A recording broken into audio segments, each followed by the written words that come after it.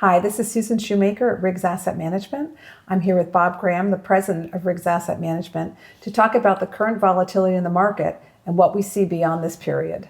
The markets have been a little bit more volatile as we came into October. We had spoken earlier that August and September were the two weakest months of the year. October's kind of goes back and forth, but we've really seen volatility pick up in the stock market over the last, I want to say, 30 days or so. I know there's a lot of noise in the background, but the key driver of that for the markets is interest rates. We saw interest rates move from the beginning of August to about 4%, up to 5%. That's a 25% change in the cost of money in roughly 3 months. That's a very dramatic move in a short period of time. And the markets, the bond market, the stock market, the commodity markets, are all going through a process of digesting this change in interest rates. However, with this volatility, we're seeing some pretty nice opportunities.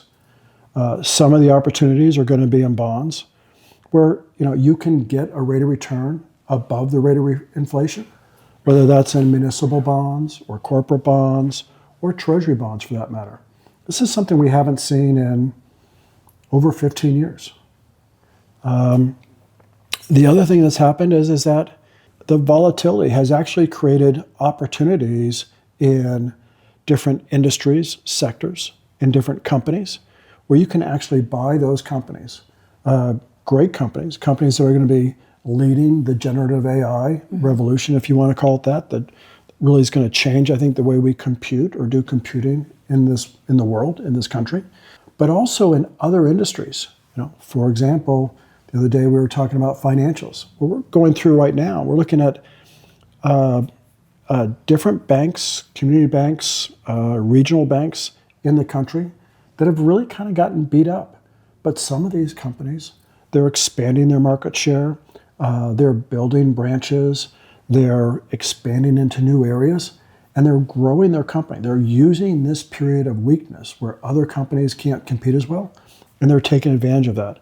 And right now, you can buy some of those companies really inexpensively. So the volatility is bothersome. It is upsetting when you see, values go up and down. But this is what creates opportunity. Right.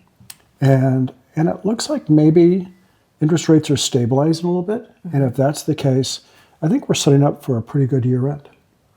Great.